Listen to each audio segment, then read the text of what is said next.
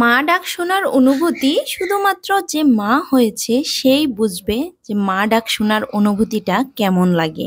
অন্য কেউ হাজার চেষ্টা করলেও মায়ের জায়গাটা কখনো নিতে পারবে না। একজন বাবা তার সন্তানের জন্য সর্বদা যত্নশীল, কিন্তু একজন মা তার সন্তানের প্রতি সর্বদা প্রেমময়। একজন মায়ের বাহু কোমলতা দিয়ে তৈরি, শিশুরা তা নিশ্চিন্তে মায়ের কোলে ঘুমাতে পারে। সো হ্যালো এভরিওয়ান, আসসালামু আলাইকুম। কেমন আছেন সবাই? আশা করছি সবাই ভালো আছেন। আজকে আমি আপনাদের সাথে আবারও নতুন আরেকটি ভিডিও শেয়ার করার জন্য চলে আসলাম।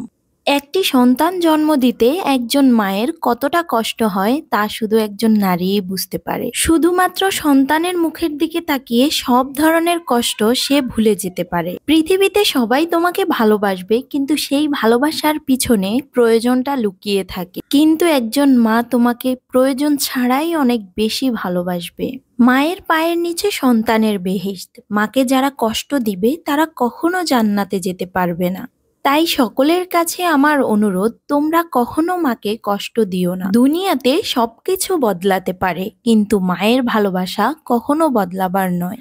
মায়ের কোল যে কত বড় জিনিস তা একজন যোগ্য সন্তান ছাড়া আর কেউ জানে না।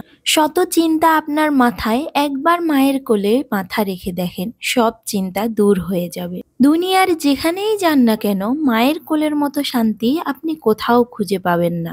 মাতৃত্ব কি জানেন?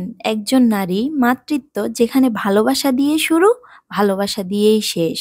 মা এমন একটা সম্পদ যা হারিয়ে গেলে পৃথিবীর কোথাও তা খুঁজে পাওয়া যাবে না। ভালোবাসতে তো সবাই পারে, কিন্তু মায়ের মতো ভালোবাসতে কয়জনে পারে? আর একটা কথা কি জানেন? স্ত্রীকে খুশি করা একজন স্বামীর দায়িত্ব, কিন্তু মা বাবাকে বাদ দিয়ে নয়। অবশ্যই মা বাবার দিকে লক্ষ্য রাখতে হবে, সন্তান হিসেবে এটি আপনার দায়িত্ব। মা আমাদের প্রথম বন্ধু, সর্বশ্রেষ্ঠ বন্ধু। আমাদের গোপন কথাগুলো আমার প্রথমেই মায়ের কাছেই বলতে শিখি। বিপদে যে বন্ধু আমাদের বুক দিয়ে আড়াল করে রাখে, সেও আমাদের মা। আমরা ভুল করে মাকে অনেক কষ্ট দিয়ে ফেলি। জন্মের আগ থেকে শুরু করে জীবনের প্রতিটি পদক্ষেপে মা সন্তানের পাশে থাকে। আপনি যখন অসুস্থ হবেন তখন দেখবেন যে মায়ের স্পর্শে আপনি অর্ধেক সুস্থ হয়ে গেছেন। আমরা যতই ভুল করি না কেন, মায়ের হৃদয়ে আমরা সবসময় ক্ষমা পাই।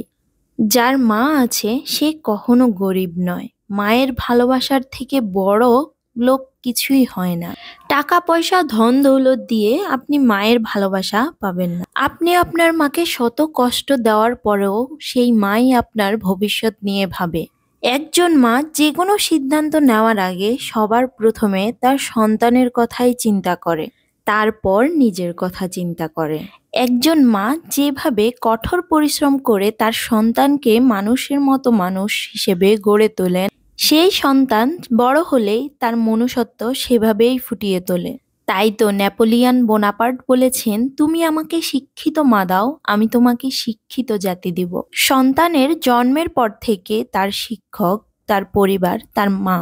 সন্তানেরা ধারালো চাকুর মতো, তারা না চাইলেও মায়েদের কষ্ট দেয়, আর মায়েরা তাদের শেষ রক্তবিন্দু পর্যন্ত সন্তানদের সাথে লেগে থাকে।